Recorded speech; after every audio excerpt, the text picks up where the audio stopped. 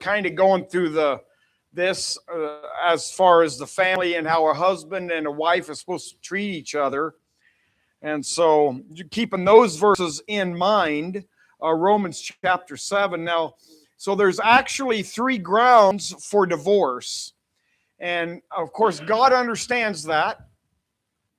And you say, well, does God hate divorce? Yes, but. Okay. Well, how can you say yes, but? Well, because God does make room for it. And that's where we're going to get to. We're going to get to that one here in just a minute. And so, but there are, and the thing about God is although God puts in the law, he still has to put the rules and regulations in order for it to happen. But the thing we want to remember about divorce is that should be the last resort. Before anything else happens, that should be the last resort. And so, but God understands that 2 people are going to be different. And we talk about, well, young people shouldn't shack up together, and yet they want to get to know each other and move in with each other. And so we were against that as far as shacking up. And so, okay, what happens if I marry someone and find out that my marriage is now a nightmare, right? So, and it happens. And so, what's that? me and my wife lived in a nightmare for 5 to 8 years because of each other, And so, but thank God, although we thought ours was going to head toward that the Lord was able to get a hold of both of our heart, and we had to work at it. And so, like we said, divorce should be the last resort. You should do everything that you can to stay together. I think I took an oath on wedding day saying, until death do us part. I don't think I made the promise for 15 years will not depart, No, it's till death. Supposed to be. And so this is kind of what we're going to talk about tonight. And so when we say that you cannot get a divorce because it's a sin, when you say stuff like that, you say it a lot of times. Preachers will say that impotently without thinking. Well, you can't get a divorce, and if you get a divorce, you're a sinner. Well, careful, because God makes room for it. And so a person that says that, a lot of time they sound ignorant and they don't know the Bible behind what they're saying. And so we have to realize that there's going to be a lot of broken homes and a lot of stressful situations behind the scenes between a husband and a wife. And those behind the scenes are not public scenes. Usually when a man and wife come to church or go out in public, they can usually fake it. Even if they're mad at each other, they can put on a good face.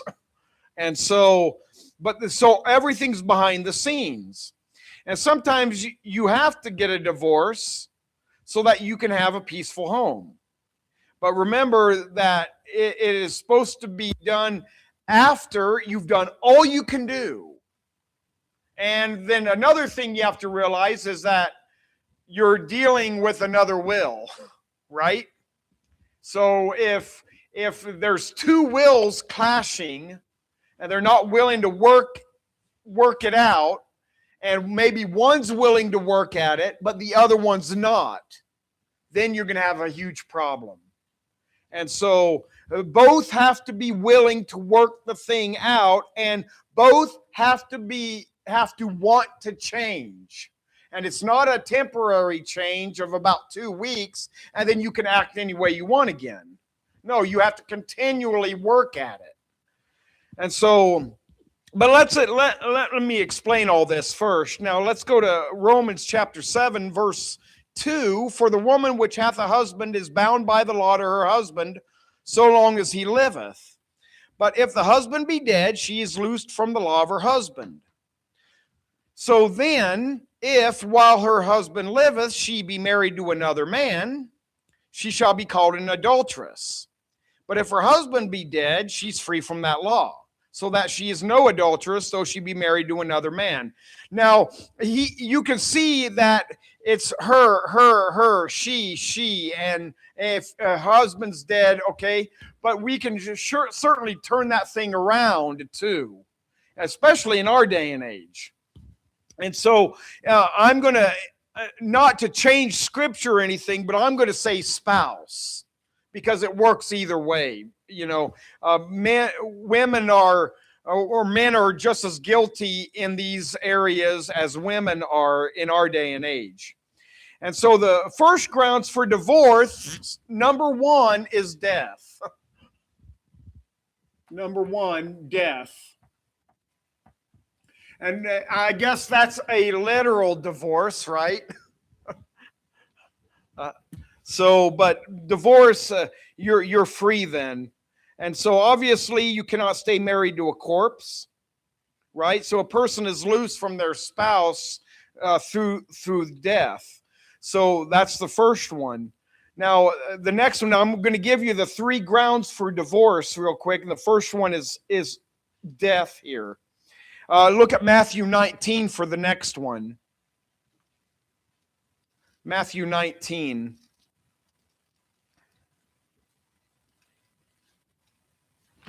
Matthew 19, look at verse 3. The Pharisees also came unto him, tempting him, and saying unto him, Is it lawful for a man to put away his wife for every cause? And he answered and said unto them, Have ye not read that he which made them at the beginning made them male and female, and said, For this cause shall a man leave father and mother, and shall cleave to his wife, and they twain shall be one flesh? So basically the Pharisees have come to him. They're referring back to a portion in Deuteronomy that says that you can put away and divorce and write a bill of divorcement to your wife to put away for any cause at all. I mean, if he didn't look like the way she looked in the early morning, or hair was mad at the side of her face, and he didn't want to put up with that, he'd just divorce her, write her a bill of divorcement, right? And so they're trying to trap Christ is what they're doing here. And Jesus Christ makes a statement here from back in Genesis chapter 2, and Paul brings the same statement right down to the Ephesian church later. And we'll actually go through all that on Sunday morning. And so Paul quotes this in Ephesians chapter 5, verses 30 to 32. And this verse defines a genuine marriage in its original sense. He said he made them at the beginning male and female, and said, For this cause shall a man and his wife, and they twain shall be one flesh. The ideal marriage is between two saved people. I guess number one, between a man and a woman, not between two men, not between two women, not between a robot woman and a man. I mean, it's a male and female, but this here is when Paul brings it right down to the New Testament church. It's supposed to be between two saved people, and they're joined together by God as one flesh. And so it's not the ceremony of getting married that makes them married. That just makes it legal. It's when flesh joins flesh. And so now verse 6, wherefore they are no more twain. In other words, they're no more two people, but one flesh. What therefore God hath joined together, let not man put asunder. Well, man puts it asunder by divorce. So God joins them together, and man wants to do away with it, which the courts are all for it anymore. And so God wants them one flesh. And then verse 5 says one flesh. Verse 6 says but one flesh.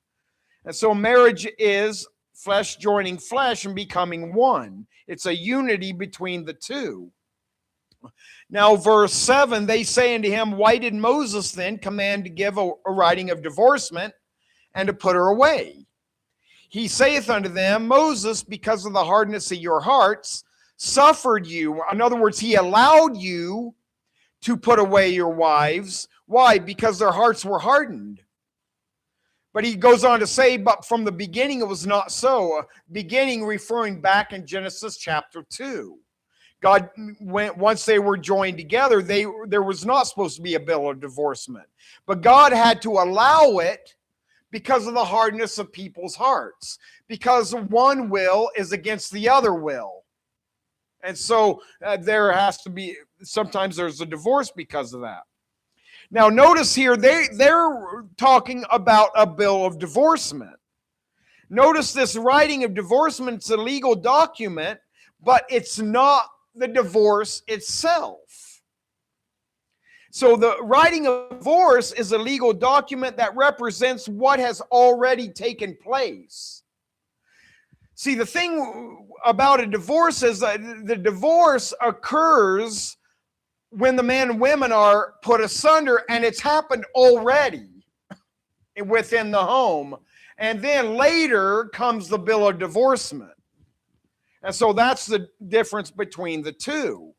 It's when flesh is no longer joined together. They're no more one, they're two again. They're twain. And so because of something between both spouses, something has separated them. Whatever it is. It could be anything. Now, Paul said that there is a time for that when you're praying and fasting over a matter. But it's not supposed to stay that way. That way they are allowed to come back together. And so he says by your incontinency. In other words, that way it's not too inconsistent. You can come back together without it being awkward, I guess. And so now verse 9, I say unto you, whosoever shall put away his wife, except it be for fornication. Okay, so the second one is fornication, which involves sodomy.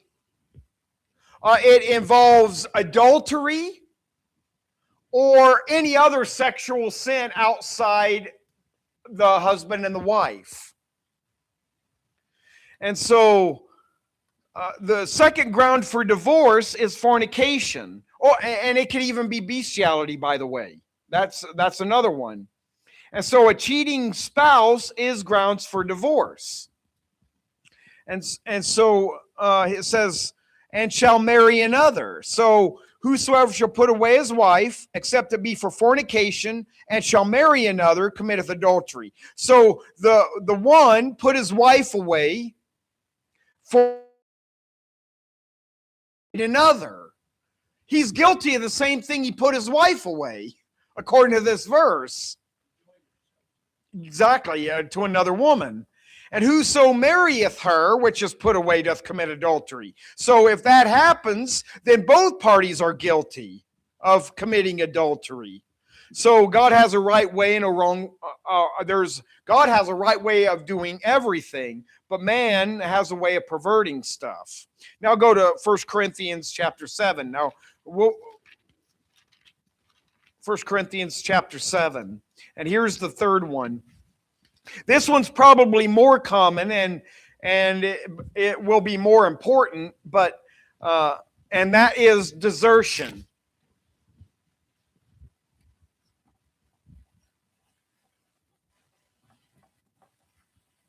Or separation. Separation can be another word for it.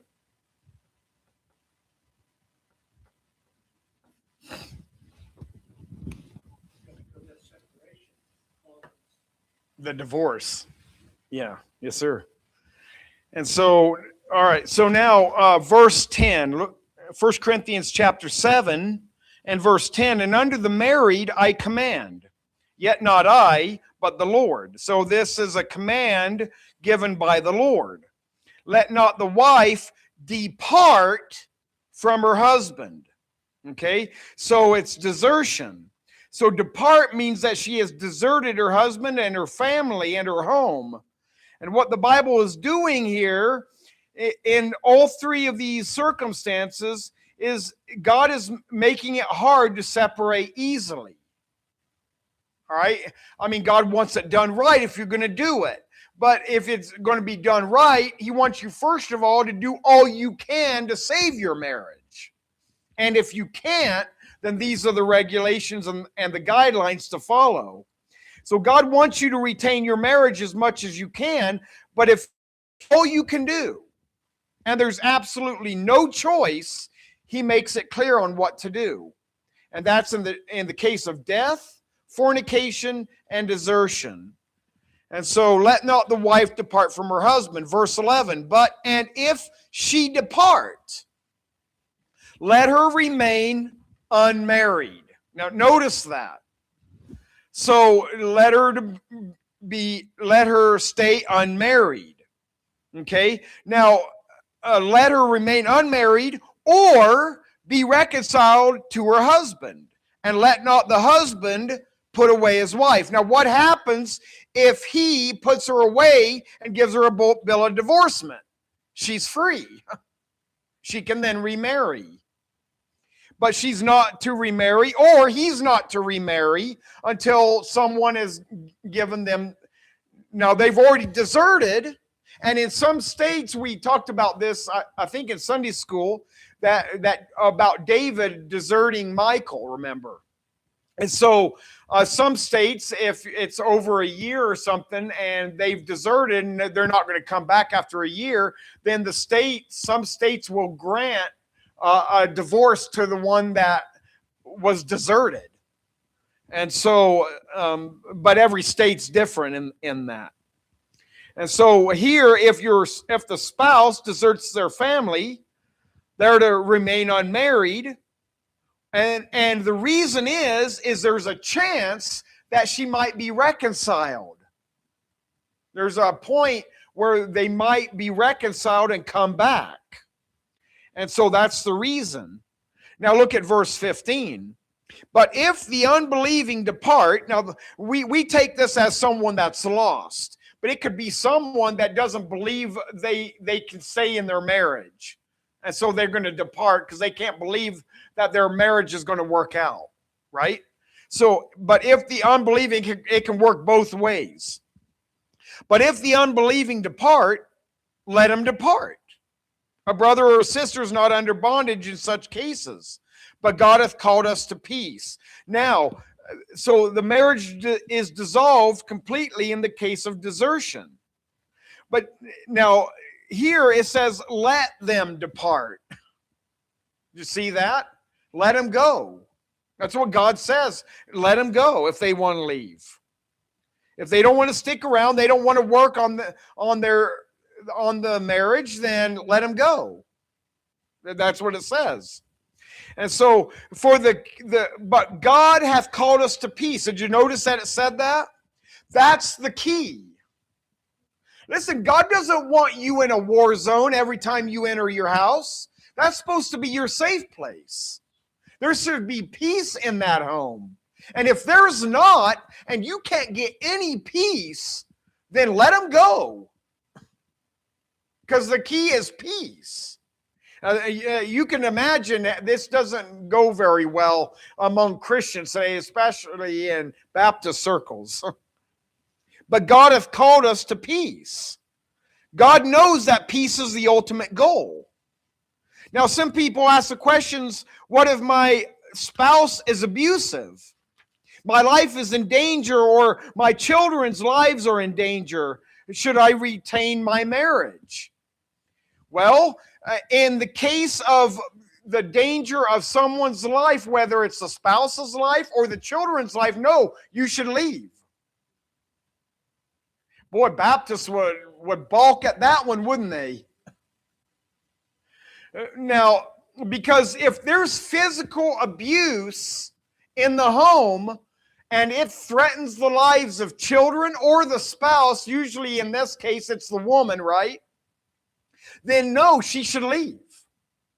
Now, if it's not physical abuse, then you've got something totally different. Can you handle the emotional abuse? See, that's the key. So if you can't stand the physical abuse, which you shouldn't be able to stand it, it shouldn't even happen, then leave. But if not, and maybe the spouse isn't very mean, but at times he can be, but he's never laid a finger on you, then sometimes it's easy to deal with something like that.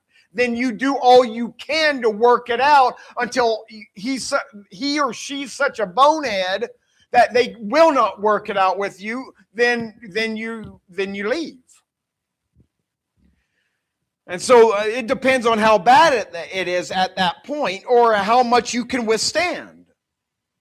As far as the physical, man, there's just some stories where, women have come out just bloody all the time. There's no reason for that. And now you say, well, but I don't find desertion in this context. Well, look at, you're still there in 1 Corinthians 7. Look at verse 3. Let the husband render unto the wife due benevolence, and likewise also the wife unto the husband. All right, so if one is doing that and the other is not, then someone's sinning. There's going to be abuse. This is the context for desertion.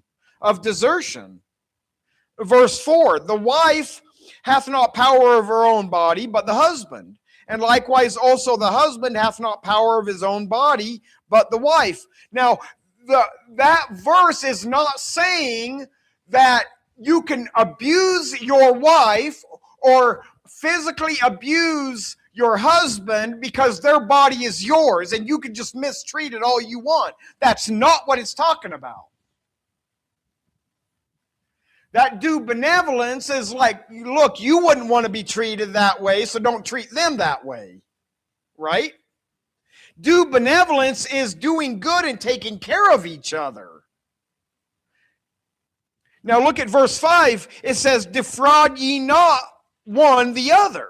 What does defraud mean? Defraud means to promise something one cannot or does not intend to deliver. Right? It says, defraud ye not. So don't promise things to your spouse that you're not willing to keep your word on. That's what that means. Now, every one of us promised when we got married to love and cherish till death do us part. That's an oath. Did you mean that or did you not mean that? So you've got to intend to deliver on that. That means it says for better or for worse. Sometimes it's for worse. Most of the time it's for worse. But see, people don't really mean that, do they? That's why marriages or divorce among Christians are around 50 to 55% today. That's sad. Because they don't really intend. You know, if I ever do a marriage, I'm going to say, are you sure you're going to do this forever until death you do? Or is it just going to be 10, 15 years? Why make someone promise it's going to be until I die, you know? Why not just say 15 years, and if it works, then at 15 years, have another married and rededicate your life to each other. Because that's what people do today. Now, if it doesn't go well, look what happens. Verse 11 again. And so, verse 11, and if she depart, let her remain unmarried or be reconciled to her husband, and let not the husband put away his wife. So the departed one is to remain unmarried then. And then the one that was deserted is supposed to not put away his wife, How? By a bill of divorcement. They're not supposed to do that. Now, this is between two Christian people. So if one is given, then if a writing of divorcement is given, then both are free to remarry. But the point, again, is peace in your marriage. And that's what God wants. Not harmful, dangerous worry or fear in the home. And if there's abuse and the spouse's body is not being treated correctly, right? That's the whole point of verse 3 and 4. You're not to mistreat your spouse's body.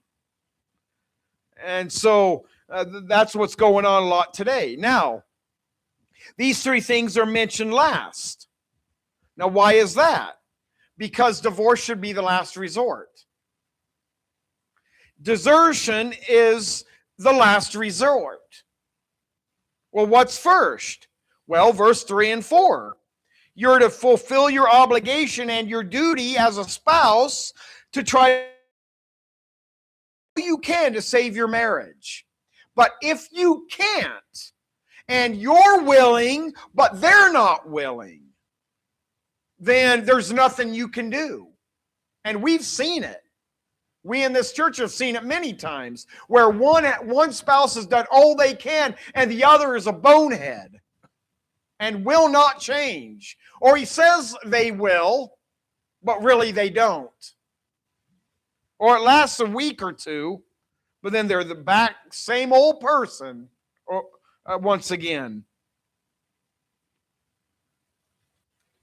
And so we as a spouse have an obligation to our spouse and a duty to perform where we're trying to reconcile and do all we can to save our marriage. And so now that means that both have to try. Not just one. Both have to be willing to change and ask God to change them and to work in their life. If the other doesn't, and only one is willing to change, then the other one, you're going to still wind up going in the same direction. You're still going to be at odds with each other. If one party's not wanting to change, then you're wasting your time. Both have to be willing to change. Both have to allow God to work on them. Now, when you go for a divorce, here's something to consider. There are three things that you have to consider before you get a divorce. Number one, your testimony. Your testimony is going to be affected. It's going to show through your children. Children that go through broken homes, it's going to take a toll. And children are going to hold different things against each parent. I come from a broken home. I knew some things about one and some things about the other. And there were some things that didn't add up. And what happened? There's no closure. There's no closure in those things. Now, what happened with the testimony of both my mother and dad? It was a blasted testimony. It was destroyed. Didn't matter which one was right. Doesn't matter which one was wrong. Their testimony was both shot. So that's the number one. If the divorce is going to end your testimony, then probably it's better to work it out. If both are willing to work it out, it saves the testimony. Number two is reconciliation.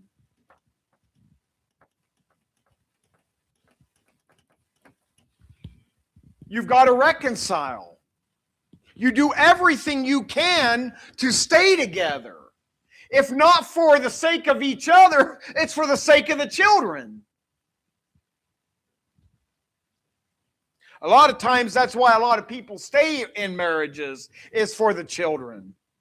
A lot of times. And once the children are gone, that's when the divorce happens right after that. And then number 3, this is the most important. Pray. If you're not doing this, then it's going to be hard to reconcile, and you're not going to really care about your testimony. Praying is the most important, especially if you're a Christian. It's the most important thing you can do. Listen, also by praying, God can do some strange things in people's lives. God could solve the problem, and you may not have to do anything. Now, wouldn't that be something if God worked on the other person's heart where you didn't have to do or say anything? If they're wanting God to deal with them, then God will. According to His Word, God's going to deal with them if they'll let Him. And God may change them. Now, so in the change doesn't mean it's all gone now. And it's all taken care of, never to come back. No, there's moments that those narcissistic ways, I think we all have a little bit of narcissism in us. A lot of us have, it's about me, right? I mean, we all have that. Even if it's a little tad. I mean, we're all selfish in some way. And so, any time, any of that stuff can come back. Now, in the matter of a cheating spouse, that's a great opportunity for a wife or a husband to forgive their spouse over that. It's a great point of forgiveness. But when you forgive, it's going to be easy on the next fight to bring that up. Yes, there will always be a level of distrust there. There just is. And so that's where the one that cheated, if they're forgiven, they're going to be watched, obviously. But that means that person is going to have to be blameless then to gain that trust back. And that's hard to get back. So, but this is cause for a divorce. And so there's a lot that can be said for that. And a lot of spouses, because of testimony's sake, is willing to forgive. They're willing to forgive, and they do that for testimony's sake, because they're going to reconcile it and bring it back. Maybe they prayed about it. Maybe it's for the sake of their children.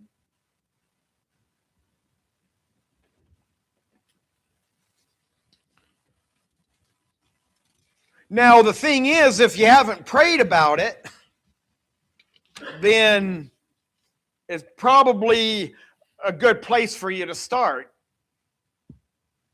You probably should have been doing that before. Now, does God hate divorce? Yes, He does. But God still makes room for divorce, but only as a last resort. God understands that some people that get married have trouble with each other and maybe should not have gotten married in the first place. As far as high of a risk we have in divorce rate among Christian people, probably shouldn't they should have courted or dated a little longer before they got married. Maybe they should have listened to the red flags that came up in their mind before they got married.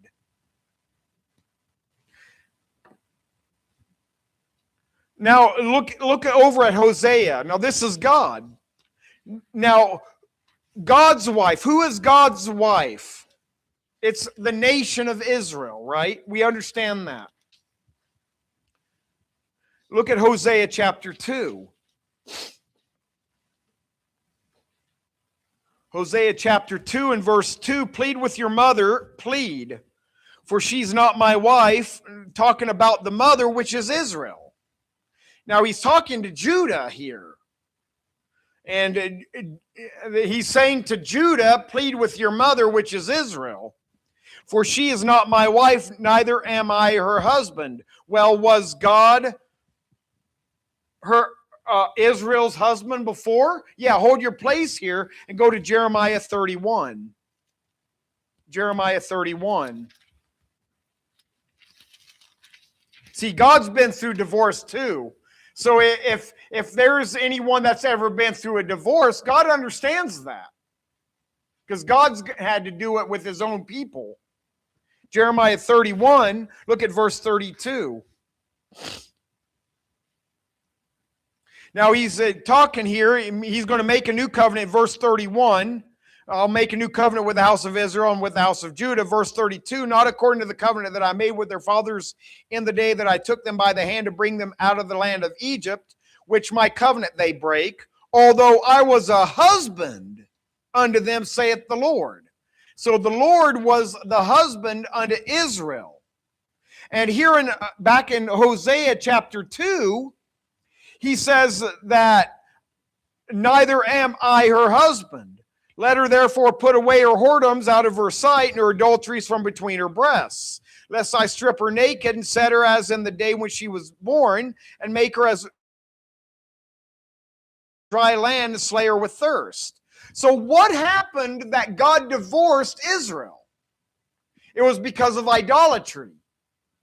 They stepped out from worshiping God to worship the idols that were in the land, other gods that were wood, hay, and stubble, gold and silver and wood, right? They decided to serve them, and they stepped out on God, and God is very jealous when it comes to Israel. They're his people. And so this here in Hosea chapter 2, verses 2 and 3, is God divorcing her and putting her away. Who is God dealing with now? He's dealing with Gentiles. He's put her away, but he's going to take her back again. He hasn't given her a bill of divorcement. He's just set her aside for now. And it's like a divorce, but they're still betrothed. And he's going to take her back. Look over at verse 19. Hosea chapter 2, verse 19. And I will betroth thee unto me, how long? Forever. He says, I'm going to... See, he's not all the way done with Israel. She's still betrothed. She's still his. Yea, I will betroth thee unto me in righteousness and in judgment and in loving kindness and in mercies. I will even betroth thee unto me in faithfulness, and thou shalt know the Lord. See, he's going to take her back. And so the question is, does God hate divorce? Yes, but he makes a way and he gives requirements for it. And so God is the ultimate example here. And so now notice, although she has stepped out on God, God still makes a way for her to come back to him. God has never married another nation. Not even the bride. That's his son's bride. It's not God's bride. God's bride will always be Israel. That's his wife. And so he's never stepped out on her. And in fact, he still makes a way for her to come back. And as God does that, that is what we're supposed to do according to 1 Corinthians chapter 7. In the case of desertion. Now, Israel, it was for fornication. But even for fornication, see, God takes her back. As long as she turns back to her husband. But in desertion, if you're deserted and your spouse leaves, then then you're to remain unmarried until the deserted party writes the bill of divorcement, and then you're free to remarry after that. Hopefully that's clear. Now, is there any questions? Yes, ma'am.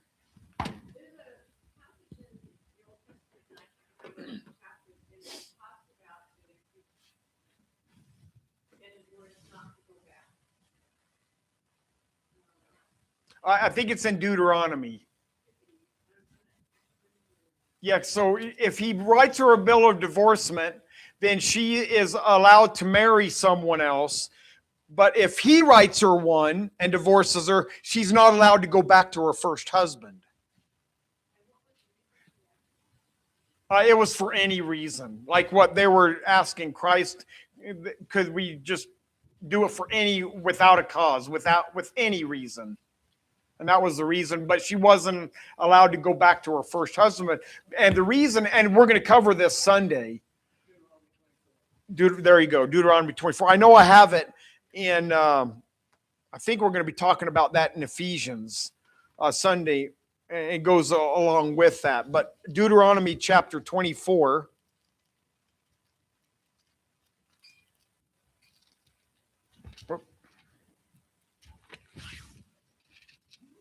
Verse 1, right? When a man hath taken a wife and married her, and it come to pass that she find no favor in his eyes, because he hath found some uncleanness in her, then let him write her a bill of divorcement, give it into her hand, and send her out of his house. And when she's departed out of his house, she may go and be another man's wife. So she can go remarry.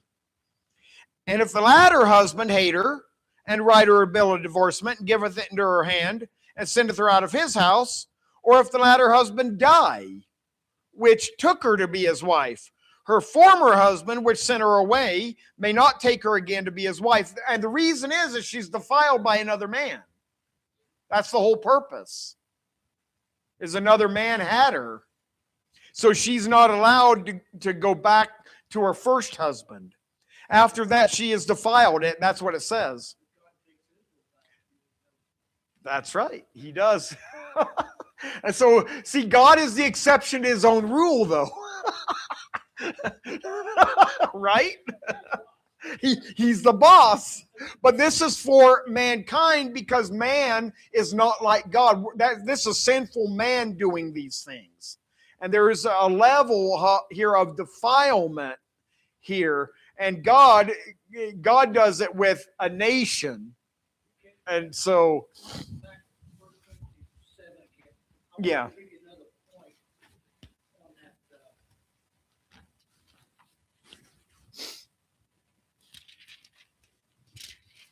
Now, I didn't get into some everything there. We just, but verse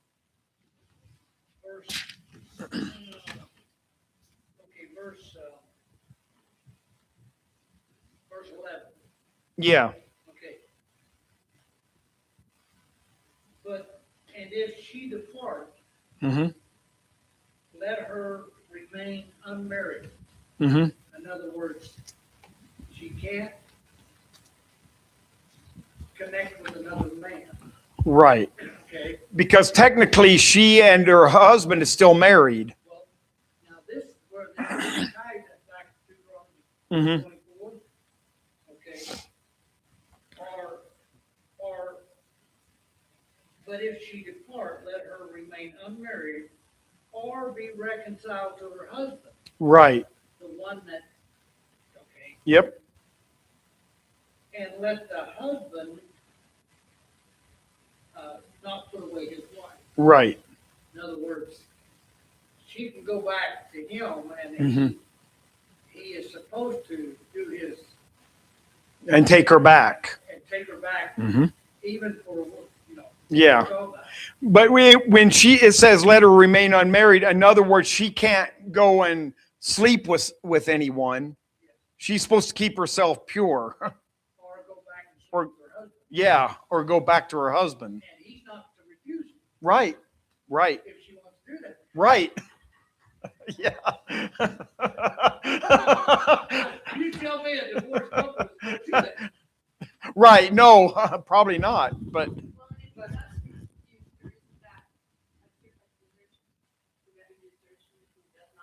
well, yeah, because if he refuses her, he's not even going to let her back in his home. But he's not supposed to refuse her. That goes back to that Deuteronomy Right. 24 back there, where it says she can't go back to that other guy. Right. If the one guy kicks her out, Mm-hmm. Right. now if she would have went back to him, she'd have been okay without Yeah. the other guy. But since she went to that guy, Yep. he has a right to refuse her. Right. If she hadn't, he doesn't have a right to refuse her. That's right. That's right. But the whole point is that she went and married someone else. And so, people get this every time you see married or unmarried, it's a ceremony. yeah. It's not a ceremony. No, it's not. It's flesh joined flesh or flesh leaving flesh. Right.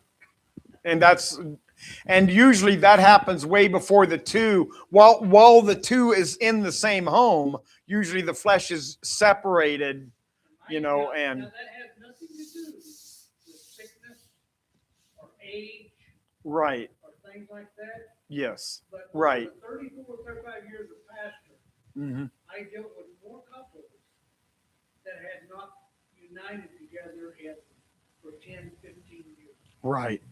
They Yep. were already divorced. They're already divorced. They're just not. They haven't made it legal. They just didn't. Yeah. Yep. And it was normally because of the kids. Yep. But as Right. soon as the kids go, Yep. Yep. Or the other one doesn't have a place to go, and so they're just kind of stuck. Out of convenience. Yes, sir. That's right. Is it different for Christians in the New Testament that's living for the people in Deuteronomy? Those were God's people. Right. Different? Are you talking about like the lost or the saved? Because the 1 Corinthians also talks about that too. And because if the unbelieving, you could also liken that to the unbelieving could be the lost. If there's a lost and a saved one, then the lost is, let's see. Yeah, they're free. If the unbelieving, otherwise it says, well, let's go. You're there in 1 Corinthians 7. Look at verse 13. And the woman which hath a husband that believeth not. That could be the lost husband. She's saved, he's not. And if he be pleased to dwell with her, let her not leave him. For the unbelieving husband is sanctified. So the lost husband is set apart, sanctified by the wife. In other words, by the way she's living and by her chaste conversation, she may win him to Christ and he may come around. Although she's not forcing him to be saved and nagging him to be saved, just by how she's living, she could have an influence on him getting saved. The husband is sanctified by the wife, and the unbelieving wife is sanctified by the husband. Else were your children unclean, but now are they holy? It's by the chaste conversation of the one that's trying to do right, and they're trying. Okay, 1 Peter chapter 3. 1 Peter chapter 3. Thank you, Lord. Now, we've covered this verse already in Ephesians. 1 Peter chapter 3. Likewise, ye wives, be in subjection to your own husbands, that if any obey not the word, they also may without the word be won by the conversation of the wives. See, that's the husband will be won to Christ, or even if he's saved, that she might be able to pull him spiritually back into church or something. But not by the words that she says, but by the way she's living. While that's the husband that has not obeyed in word, while they behold your chaste conversation coupled with fear.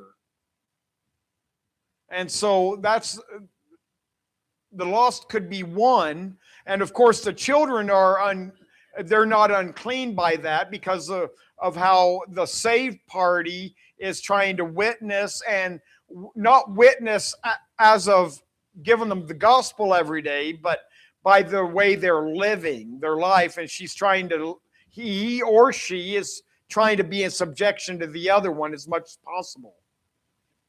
And so, did that answer your question? Okay.